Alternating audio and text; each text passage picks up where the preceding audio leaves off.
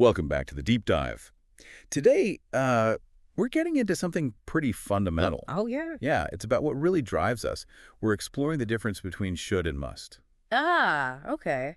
Those two little words, huge difference, actually. Exactly. And, we were really inspired by some thinking around this, particularly uh, looking at how shifting from that sense of obligation, the should, to a real deep commitment, the must, can genuinely transform things. There's a great YouTube channel, Awaken Your Potential, that just put out a video on this exact topic. Right, transform your life. From should to must. I saw that. It really captures this idea well. It does. And it touches on how so many of us, well, we operate from should, don't we? We do. It's like, I should go to the gym, I should eat better, I should call my parents more. It's that awareness of what's, like, expected or maybe what we think we ought to do. But the follow-through isn't always there, is it? Yep. It's like a suggestion floating around in your head.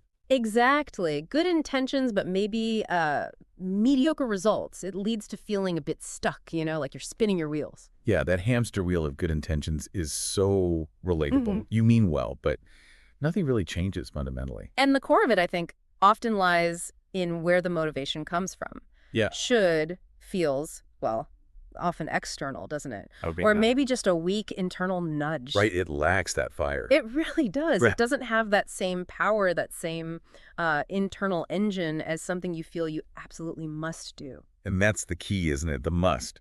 It's a completely different feeling. Totally different. It's not about what society expects or what you think looks good. It's a declaration, almost. A commitment that comes from deep inside. Yeah, like a non-negotiable. That internal voice switches from maybe I should to this is happening. No excuses. And when that switch flips, priorities just realign They themselves. must you. Think about it. A critical work deadline, a family emergency.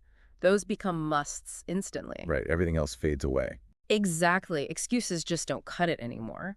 And the same thing happens with personal goals. When fitness or that passion project or nurturing a relationship becomes a genuine must. It gets done. It moves from wishful thinking to reality. Precisely. It's fueled by that internal drive, that burning desire the Awaken Your Potential video talks about. You're breaking free from just, coasting. It's like deciding that good isn't the goal anymore. Yeah, that's a really important distinction. The difference between operating at a good standard versus an outstanding one. Should often keeps us in that good zone, doesn't it? Yeah. Meeting expectations, doing what's required. Which isn't bad in itself, but it can become, well, a ceiling. A comfortable ceiling, maybe? A comfortable ceiling, I like that. It's safe, but it limits growth. You settle for mediocrity without even realizing it sometimes. And the danger is that good becomes, good enough. We stop pushing, we lose that edge. But the idea, and this comes through in the Awaken Your Potential stuff too, is that we all have this capacity for more. For outstanding. For outstanding. Exactly. And must is the force that can help unlock that potential. It's about refusing to let good be the enemy of great, as they say. But shifting from good to outstanding, from should to must, that's not always comfortable, is it? Not at all. It often involves stepping way outside your comfort zone. Definitely requires some courage, determination. And embracing that discomfort, that's where the real growth happens, isn't it? When you push past what you thought your limits were. Absolutely. Those moments where it feels hard, where you want to quit, that's when you find out what you're really made of. It's not a sign to stop. It's usually a sign you're stretching. Yeah, you're discovering strength you didn't know you had, pushing beyond limits, like the channel emphasizes. Let's make this concrete. How does this should versus must play out in, say, relationships? Okay, good example. You might think, I should be more patient, or I should listen better. That's okay. At a start. It's a start. But compare that to, I must truly understand this person, or I must actively nurture this bond. See the difference? Yeah, it's active versus passive almost.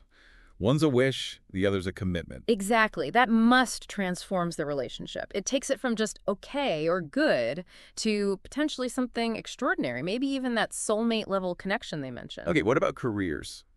Big one there. I should get a stable job. Maybe that's the societal pressure, the should. Compared to, I must pursue work that genuinely excites me, that aligns with my passion. that changes everything. The first one leads to maybe scrolling job sites passively. Right. The second one fuels action networking, learning new skills, maybe even starting your own thing. It's about finding purpose, not just a paycheck, creating that unforgettable legacy they talk about. And personal growth.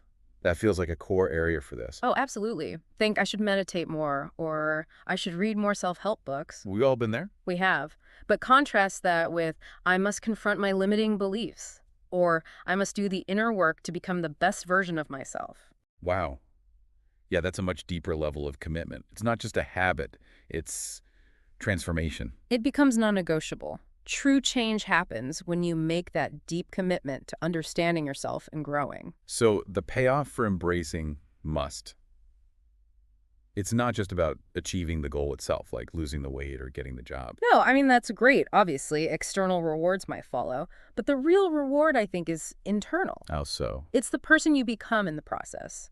Operating from us builds incredible resilience. It develops this deep self-belief. You prove to yourself what you're capable of. So the journey is the prize, in a way. In a big way, yes. It's about becoming that stronger, more capable, more authentic version of yourself. That's the ultimate transformation, aligning with that whole awaken your potential message. That makes a lot of sense. It's about who you become along the way. Exactly. So if this whole idea is clicking for you listening and you want to explore it more, definitely check out resources that dive deeper into this. Yeah, like the Awaken Your Potential YouTube channel we mentioned.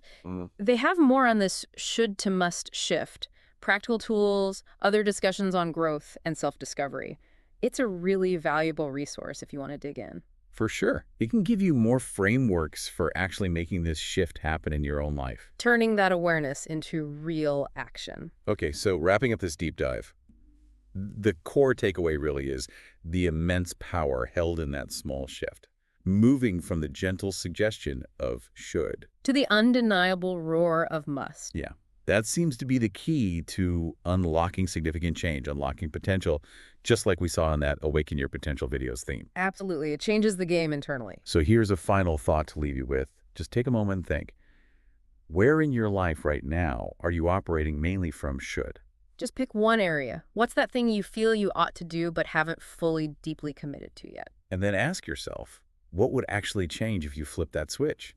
If you turn that specific should into an absolute non-negotiable must? What's one action, even a small one, you could take today, driven by that must energy, to start becoming the person you really aspire to be?